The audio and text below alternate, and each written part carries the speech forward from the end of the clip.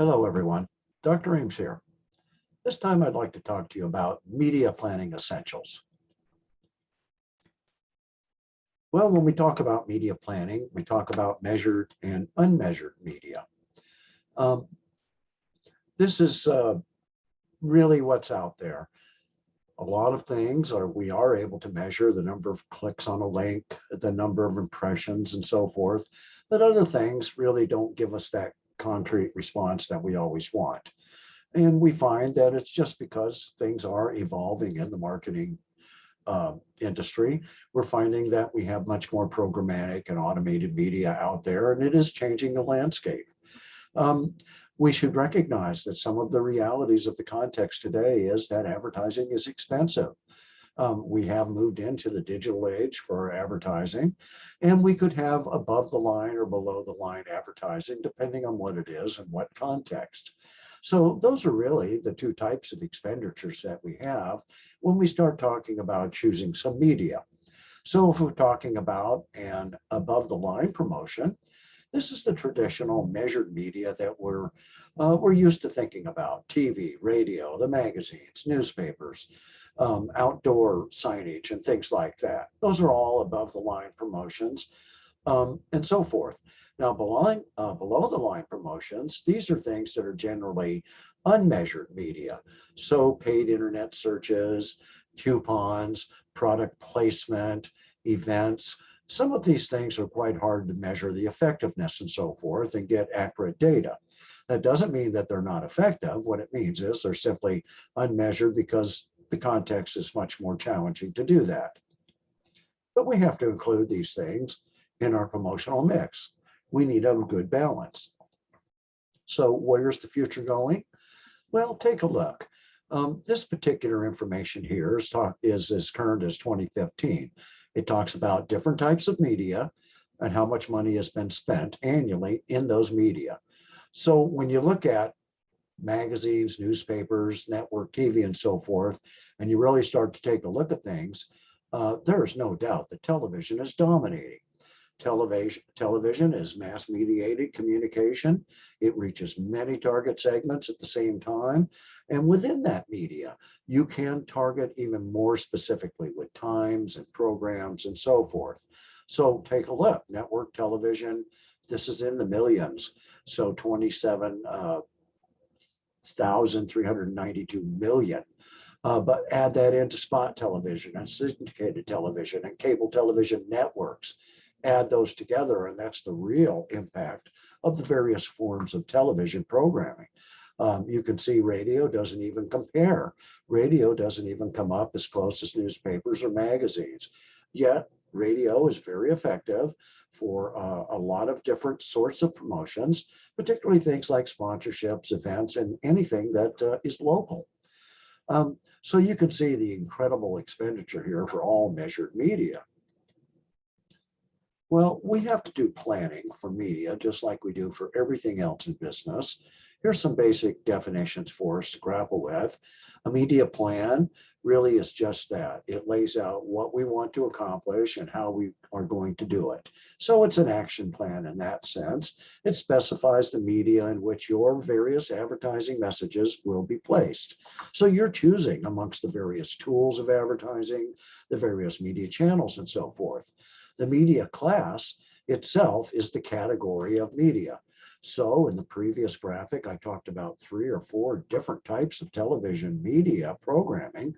And so that is a media class unto itself. And we could get it, narrow it down if we're discussing something about the specific type of television in that media class. So it's the media class or main broad categories like also radio and newspaper would be considered. Now, a media vehicle is just a channel or an option that a marketer has within a media class. So within that television, we could choose the different choices, one or more of them, and use those for placement. Our media mix is that blend that we come up with all of our advertising tools and choices of media vehicles and so forth that are going to be used to reach our target audience. Now we have to have strategies, and we've got to integrate this with the overall strategy, of course, of the organization. And so we set strategy. In doing so, we create objectives. And to make it all work, we have to use data, particularly reliance on database technology and all sorts of modern uses of digital data and so forth that have developed in just the last few years. So whatever media vehicle we choose, we want to be certain that it's the proper one because it has to reach our target audience, our target segment. That's really what we're talking about. And we already know that our target segment can be defined in many different ways, by demographics, by geography, lifestyle, attitudes, usage, so many ways to define that target segment. Well, we could also use geotargeting because that relates to mobile media. And it really does work in digital platforms and so forth. For instance, geographical targeting is what this really is. Because of modern technology, your telephone itself is projecting a signal, and equipment in a store can pick that up, and it could relate an ad to your phone or your iPad or your tablet of whatever type it is. If you're mobile and wireless, you can be geo-targeted. This is a form of micro-targeting. This could actually happen, micro-targeting could happen to you as a consumer within a store. Your phone signals as you move around to various departments could be tracked if they had such a capability and personnel and time and energy to do that. And they could float you ads and so forth to kind of spur you on, right? You can see the implications here. So certainly marketers, to drive their strategies and choices of media vehicles and all of this, they're using big data. And this consumer data is a huge amount of data that is in various databases all over the country, held by various corporations and marketers and ad agencies, and it's extremely detailed. So as new media platforms develop and so forth, this new data and ways to measure and so forth just move right into the picture and become integrated into usage, just like everything else today. So when we talk about our media strategies, I mentioned the micro-targeting. This micro-targeting is very sophisticated, yet it's very easy to do because every device that we carry has a unique and individual IP address of some sort or a particular signal that it's sending out. And it's once you have this information about us as consumers in the database, it's easy to match it up and say, oh, there's so-and-so. Let's send him an ad on something he just looked at recently online. So the companies that do this are called single source tracking services, for one thing, and they can provide you with a lot of incredibly valuable information, as you can see here. Demographics on your target segment, what brands they like, purchase size of certain groups, broken down by demographics or other means, how often do they buy, what price levels are they usually operating in, what sort of medias are they responding to as vehicles and so forth. Well, we have to talk about some other concepts here. The geographic scope of your media placement has to really be given serious thought. You don't want to advertise outside of your geographic area that your distribution and delivery system can handle. So you want to make things work as efficiently as possible for you. Now, if all you're using is the mail or other shipping services, that's different, of course. You can target in different ways. But generally, you're going to use media that covers a geographic area that you can comfortably service. So you will use geotargeting.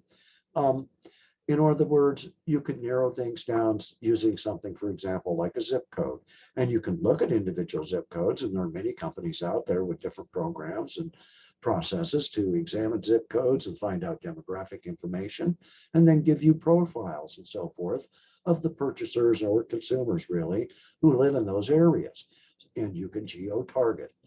So you can find out where people have more money, where they make higher purchase tendencies for a brand, and you can compile all this information using that database technology. Now, when we talk about how many people you can actually get your message out to, we're talking about reach. How many people in the target audience are actually exposed to a specific media vehicle. So we want to measure things as much as we possibly can. And so these are the areas and the sort of context that we're using to keep track of what's going on.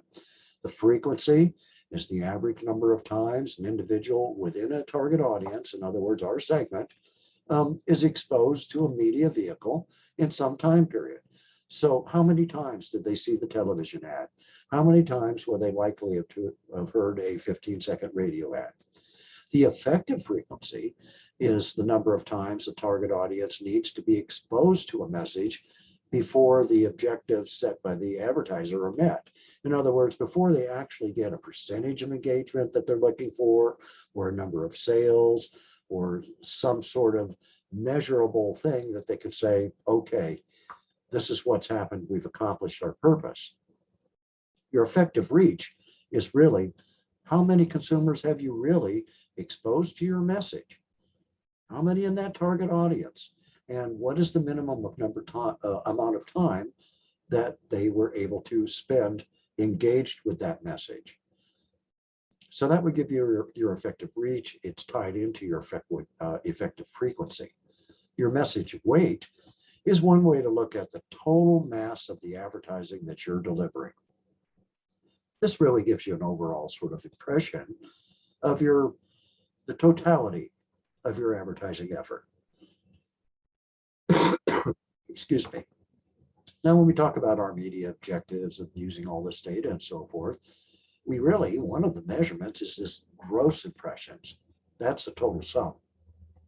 Total sum of all media placement of the exposures to the target audience in your plan that you've set together. So you may have impressions of certain TV ads or opportunities to view things. You would measure how many opportunities do certain groups or demographics in your target audience might be exposed to. How many message impressions can we measure or estimate probably happened? And so there is some duplication. So you may see in some charts some incredibly high number of impressions, and it's more than the amount of consumers. Well, that's simply because we can have duplication. So between vehicle duplication, we could have people who see an ad on TV and hear an ad on the radio or a different ad on television, and they've gotten impressions, but it's between vehicles. Within a vehicle, they may see the same ad once and then see the same exact ad the next day or later in the same day and so forth. So they've duplicated those impressions.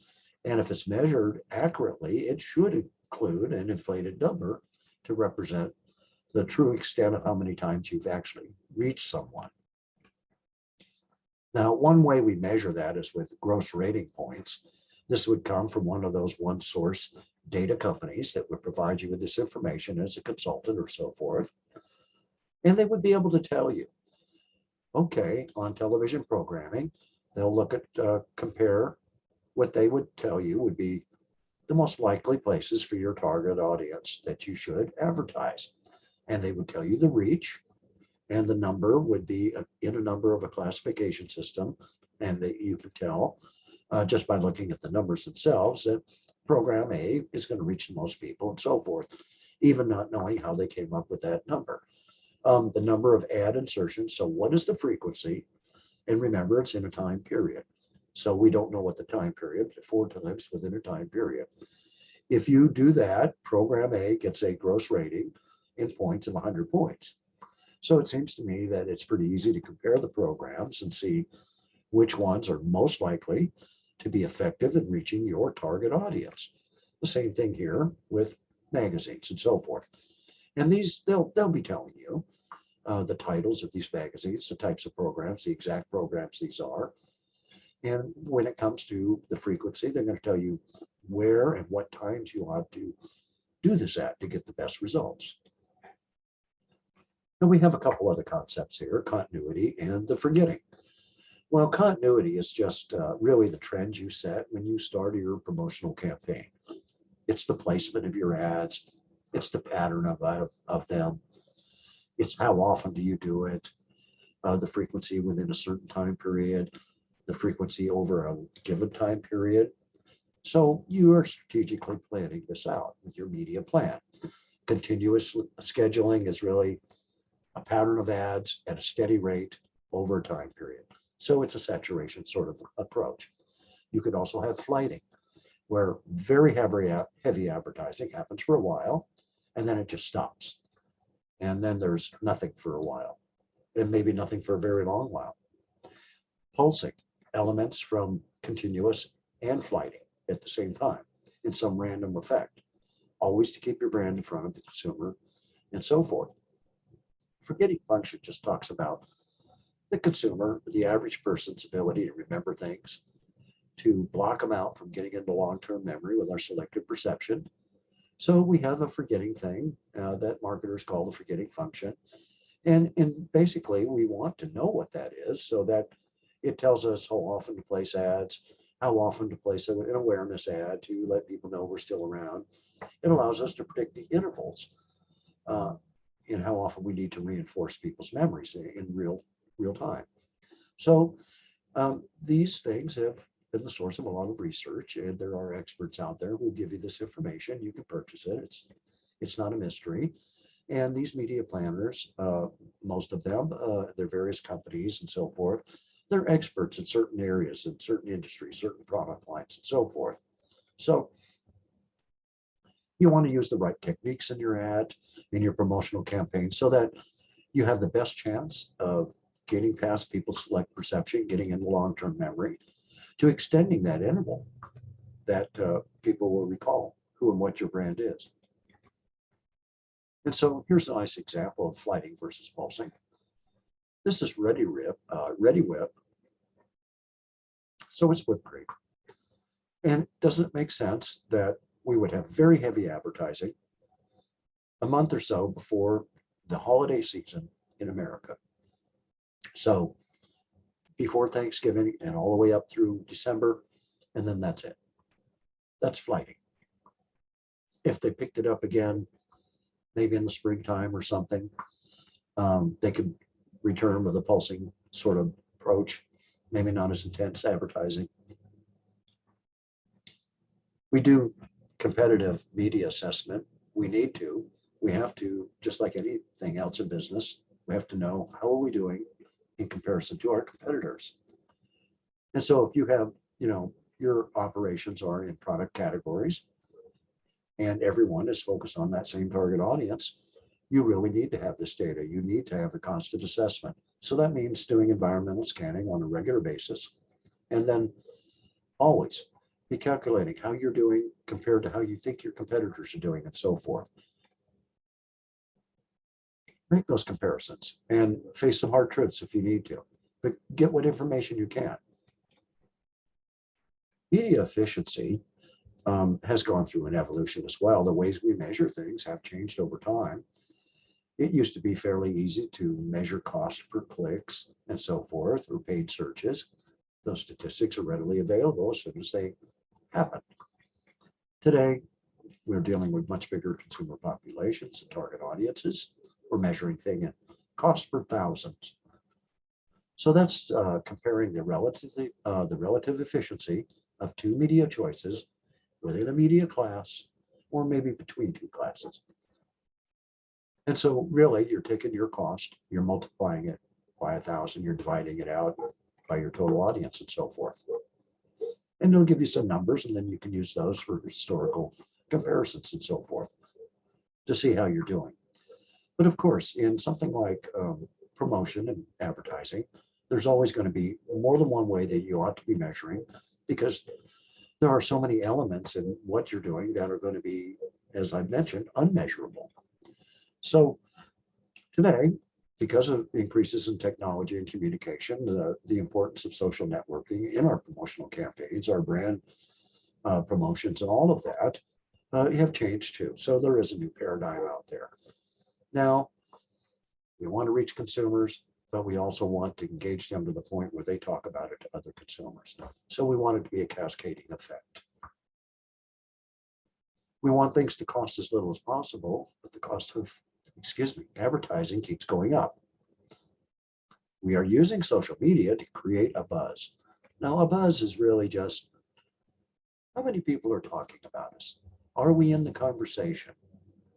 How many media impressions are happening? Are we really getting consumer to consumer engagement talking about our products and services? This really is powerful to strengthen your consumer brand relationship. And so companies are always monitoring their brands on the web. They actually go visit the websites where their products are sold. Major retailers and so forth, they're visiting them. They have people who are visiting them, reading the reviews. Sometimes they'll even respond in the review column. But most of the time, they're gathering information, they're putting it in the database, they're analyzing the data. It's helping them make informed decisions about how to make products better, finding out about what do people really want. So it is all about integration when you talk about social networking, making everything work together, the same message, the same common message delivered in many different vehicles. So Facebook, Twitter, YouTube, Snapchat, Instagram, Pinterest, TikTok, you name it. They're all valid places to do promotional campaigns.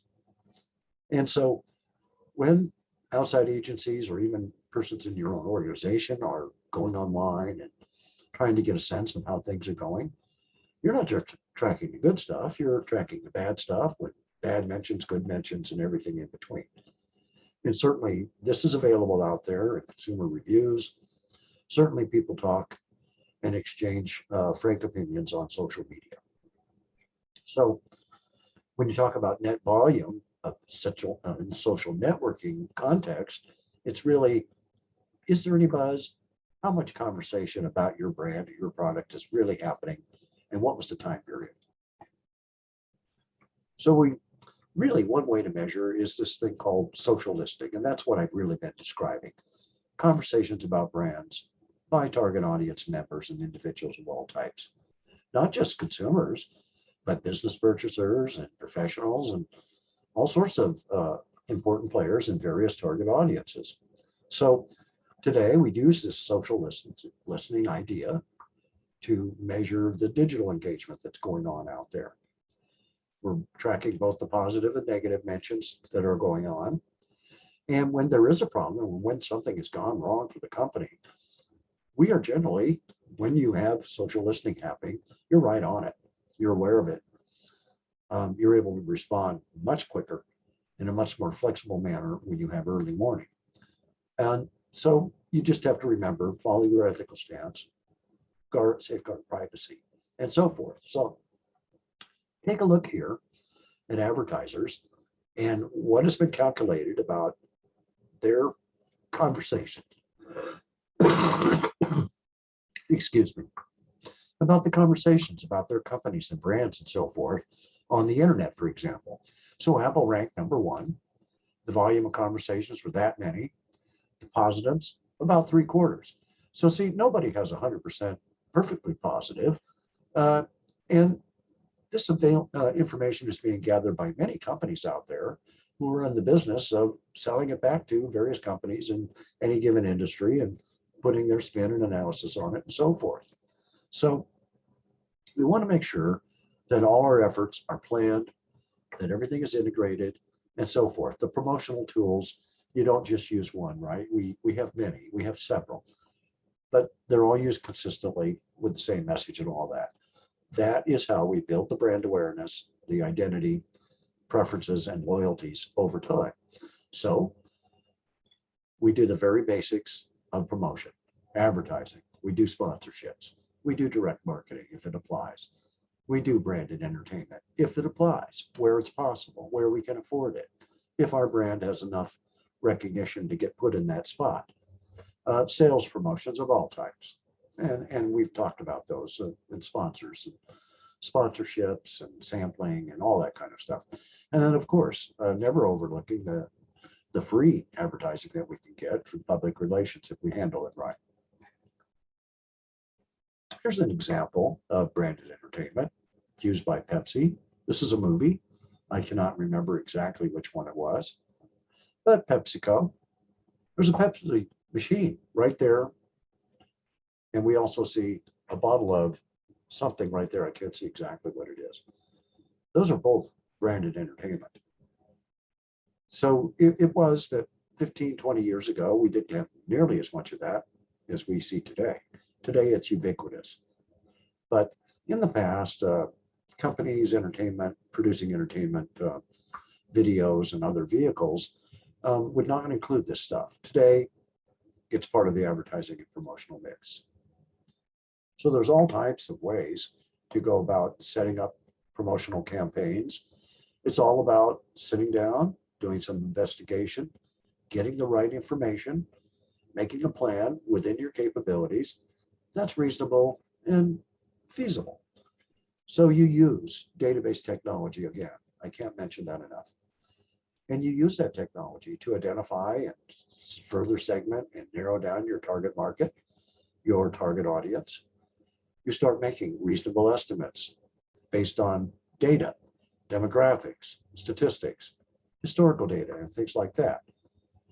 And you look at possibly maybe purchasing some information about your brand and about your users, and it may reveal some things to you that you didn't know before.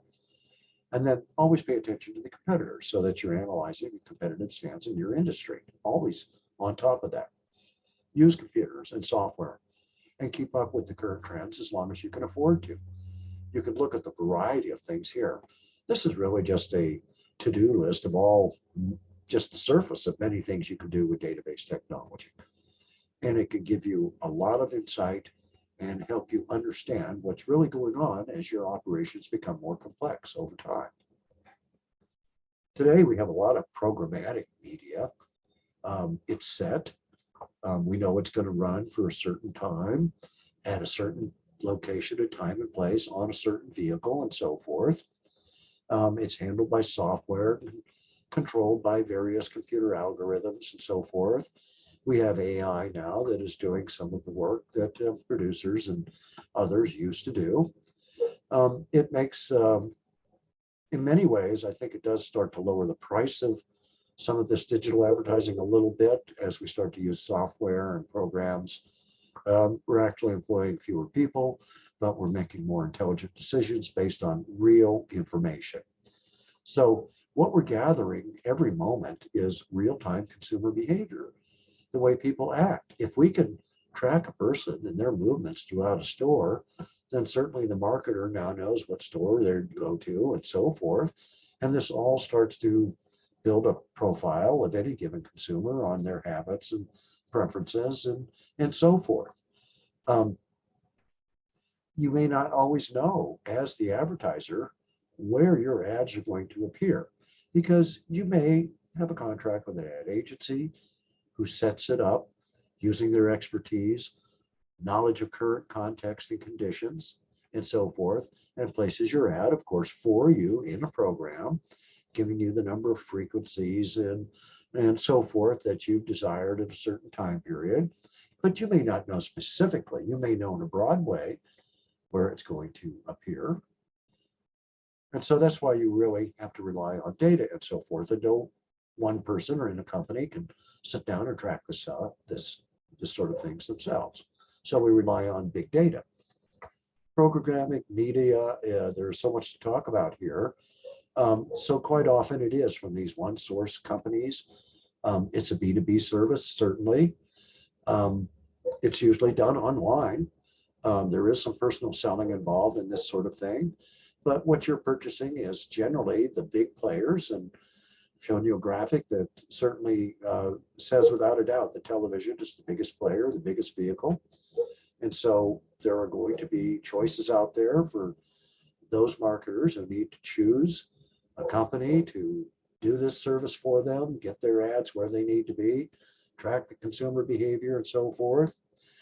You may have to do no more than supply a list of customers and so forth to get them started, or they may already know. So programmatic media is here to stay.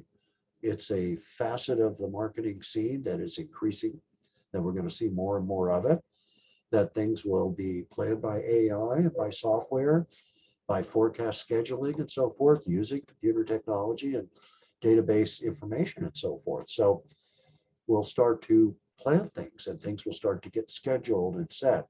It'll become programmatic when you could say, I know in 6 months from now, we will have a certain ad in a certain vehicle as part of a certain promotional program we're running. And that is all speaking to the programmatic nature of where some of our advertising is heading. And so this is a result of and the use of big data and database technology, of course. So here's just a few numbers to come close to the end here. Programmatic advertising, digital advertising, $39 billion. These are fairly recent figures. It's going to double in the near future. 62% of global, this means international ad spending, centers around three very large players, the US, the UK, and China. This programmatic media is about digital display ads, ads on social media of all different platforms. It's already half of advertising purchases by marketers. So the notion is, and what the research tells us right now, that it's already about half of what we're doing in advertising and promotion is programmatic. It will become the standard and the norm. And then finally, a few more definitions about making the buy itself.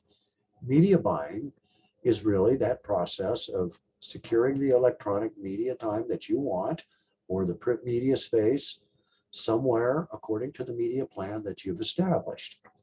And you can choose an agency to do that. It can be an international agency, or it can be a local ad agency. It could be a local ad agency in the sense that it's still international, but it's local in the marketplace where you choose to do some promotion. So you have options and choices. Whatever agency you choose, and sometimes very big companies will choose and be using more than one at a time, using each one for a different area of expertise. Those become your agencies of record. And they're going to be the ones doing all the negotiating and all of this stuff. But generally, these are contractual arrangements, and you'll work out all the details as you go. Now, it's always good to have information whenever possible. And this affects whether or not you will purchase, whether or not the television personal selling ad executive is able to sell you as the consumer, yourself as the marketer. And these are called upfronts because they're giving you information about here's what we're going to do in the upcoming season, here's our new lineup. And so certainly from their point of view, they're marketing you. You're in the trade channel, you're a marketer, and you're marketing them to use them as a vehicle. So this whole process of marketing and promotion, brand promotion, it's all completely integrated and it feeds on itself. Media buying services are just companies really that specialize and have contacts with the various vehicles, and they can buy large blocks of media time and space and then not have to give them all to one consumer. That gives them some leverage in the marketplace. They can sell those pieces and blocks off, resell it to advertisers of all types. So the media itself becomes an industry that feeds itself. Okay, folks, that's all I want to talk about this time. I'll talk to you again soon.